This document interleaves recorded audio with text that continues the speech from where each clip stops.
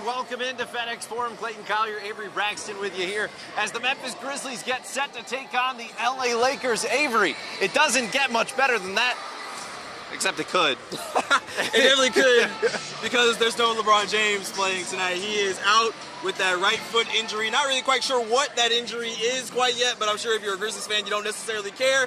But there's a lot of folks in here in purple and gold and black and, you know, whatever other colors the Lakers wear these days who are going to be disappointed not to see LeBron James tonight. Yeah, a lot of 23s, a lot of 6s around here that we're looking forward, I'm sure, paid to see LeBron James. Unfortunately, that injury Sunday and that big comeback over Dallas for the Lakers.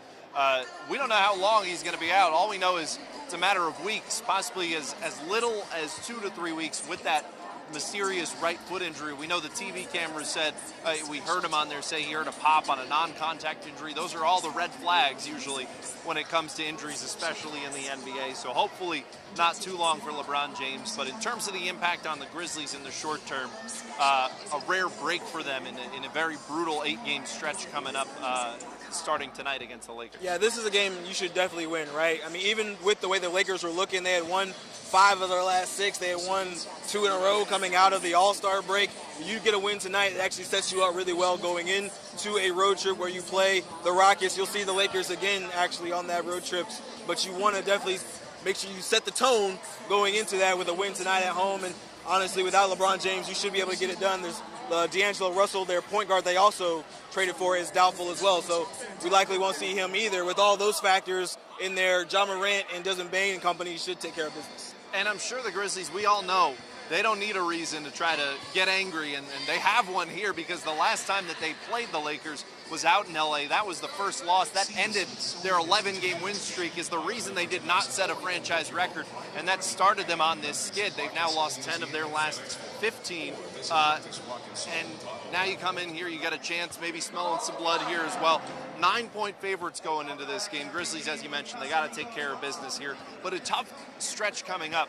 LA, out at the Rockets, not too tough, but then you go at Denver, at Clippers, at Lakers. That's not easy in any stretch of the imagination. This 4-game road trip now, especially where you're not going to have LeBron out there, got to go at least 2-2, right? Yeah, you want to go 2-2. I think the West Coast road trips have really left a bad taste in their mouth a couple of times. Last time they went out there, they went 0-5. Yeah. And you really can't afford to do that. The cushion that they had in that second place spot where they were up 3, 4, 5 games on the third place Kings, so that's shrunk. It's about a game and a half now. So there's really no room for error. You want to hold on to that spot. And when you're playing the Rockets, that should be a W. You're playing the Lakers without LeBron again, that should be a W. So hopefully they do what they're supposed to do on the road going up, but you got to get a win tonight. You can't have any look-ahead games, and the Lakers are certainly not one that you want to have. Yeah, also D'Angelo Russell doubtful for tonight as well. A lot of shooting missing for the Lakers here. I mean, for the Grizzlies, you know, just overall, is this just a, you know, get back to business, try to get comfortable game again? We saw a lot of great signs in that Denver game, you know, against the full-strength Nuggets squad. What are you looking to see in this game as they take on the Lakers? You want to continue to see Tyus Jones and Luke Kennard shoot the way they did off the bench. They were 15 of 44, the Grizzlies were, in that win, 112-94 over the Denver Nuggets. Luke Kennard and Tyus Jones accounted for 9 of those threes. So if they can continue to shoot well off the bench, as Ja Morant, I'm pretty sure, is having his dodgeball game with the coach. It's just wrapped up. But as long as they can shoot well, I think that gives you a really good sign.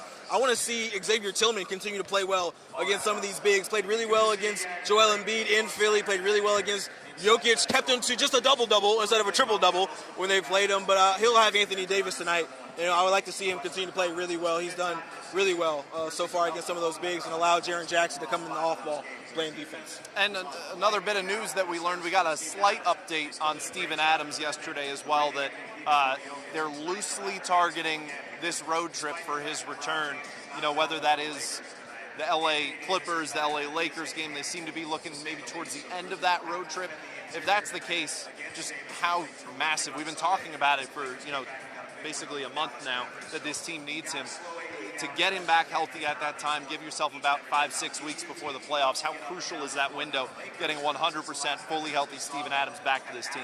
Well, I think the most obvious evidence is just the record since he's been out. His absence has almost coincided with them going 5-10 in their last 15. and what they really miss from him is his offensive rebounding. And he is an all-world offensive rebounder, one of the best in the league, if not the best in the league. But he also sets screens incredibly well. He generates so much of their offense, the second chance opportunities that he creates. And then on the defensive end, he is guarding somebody like an Anthony Davis or a Joel Embiid in the absence of, instead of Xavier Tillman. So he's a key cog in what the Grizzlies do. And if they want to finish the season strong this last 5 weeks or so, they need him back crucially. Assuming that there are no hiccups along the way and reintroducing Adams, I think, we haven't really talked about this, I think it might be a good thing that the Grizzlies have gone this stretch without Steven Adams. So over the last year and a half, we've seen John Morant go down for an extended time. Jaren Jackson Jr., Dylan Brooks. We've seen every starter along the way, Desmond Bane as well, all have their stretches going down, except for Steven Adams because he's been so reliable down there. We saw them struggle in the Timberwolves series to adjust without him being in the rotation. And then the first couple games of that Warriors series as well, trying to introduce him while Ja suddenly went out. It became a mess rotation-wise. So to be able to have this extended stretch without Steven Adams, learn some of these options, these rotations, get some of that formula in there, I think that's very valuable for this team. In the event they do match up with somebody like the Timberwolves that maybe does take Adams out of it to an extent, that they can still find ways to win. Ultimately, I think this could be a good thing, especially if you get a solid month and a half to get comfortable again at full strength. Yeah, they'll definitely have a bit of an adjustment period. I think it happens whenever anybody comes back into the rotation, but adversity is where you learn about yourself, right? And I think that's exactly what the Grizzlies have been able to do. They had to figure it out. They struggled, obviously, but now that he's kind of at the light at the end of the tunnel, get him adjusted, I think that's going to really bode well for them going into it. So we'll see when Steven Adams returns. It won't be here tonight. It will be on the road, hopefully at some point, according to what the Grizzlies say. Hey, before we get going, as I mentioned, Grizzlies 9-point favorite tonight. You taking that? Yeah, I'll take the favorite. Give me that. Okay. John Morant flirting with a triple-double on the line as well. It was, 28.5, 27.5, 6.5 rebounds, 8.5 assists. What, are you taking over all three? Give me over all three. All right. As long as he's not getting harassed by Jared Vanderbilt like Kyrie Irving and Luka Doncic were in that Dallas Mavericks LA Lakers game, I think we'll be okay. I think that was only slightly bolder than your prediction of 30 points for a guy that averages 27.5 a game. So it panned out. Right. I would have won. That's all that matters. Yeah, exactly. All right. We'll have more coming up in the 9:01 at 10 p.m. In the meantime, 6:30 tip here between the Grizzlies and LA Lakers.